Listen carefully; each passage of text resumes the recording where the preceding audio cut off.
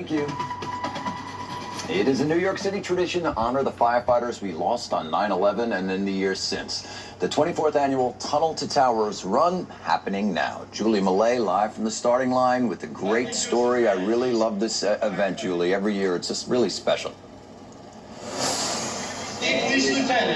It's special, it's powerful, it is incredibly emotional here every single year. Of course, the story behind this run is that the runners here for this 5K follow in the footsteps of fallen firefighter Stephen Siller, who ran through what is now called the Hugh L. Carey Tunnel all the way to Lower Manhattan on 9/11 and tragically lost his life trying to get people out of the Twin Towers. What you're listening to right now are the names of people who have benefited from this foundation that organizes the Tunnel to Towers race, the folks who are here today who have benefited from this foundation, which provides mortgage-free homes to families of fallen firefighters as well as other fallen first responders. Now, this race started all the way back in 2002 as the Tunnel to Towers 5K. Since then, though, it has grown over the years exponentially.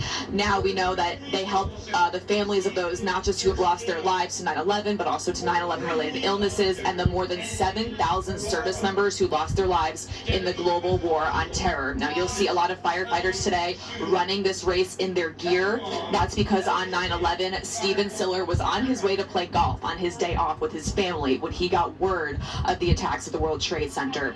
He then grabbed his 60-pound gear and just started running without a second thought, trying to rescue people who were inside those buildings. Now, as I mentioned, this foundation has grown to serve other families who have been hit by tragedy. I spoke earlier this morning with a young woman named Alyssa Bell, whose dad was a state trooper who lost his life in the line of duty, and her family just received word that their mortgage is being paid off by this foundation.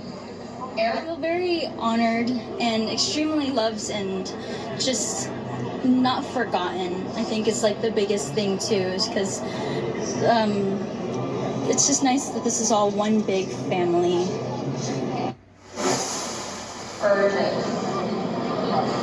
And back out here live, she mentioned family. Alyssa is the youngest of three, the oldest of three children, and she said when she lost her dad, she was very concerned that she might have to step in, drop out of school, help pay for things, but because of this foundation, she doesn't have to do that. Now, of course, this Tunnel to Towers race has grown over the years. They also recently announced that they will be paying off the mortgage for several other families who recently lost folks to 9/11 related illnesses. Now, today's race kicks off at 9:30. There are many street closures in effect, so you want to check our website, pix11.com. We have a guide to everything you need to know about getting around today, or anything you need to know about the race, which includes a lot of other events today, including a concert by country singer Chris Jansen. Dave Portnoy from Barstool Sports will also be here to honor the folks who lost their lives.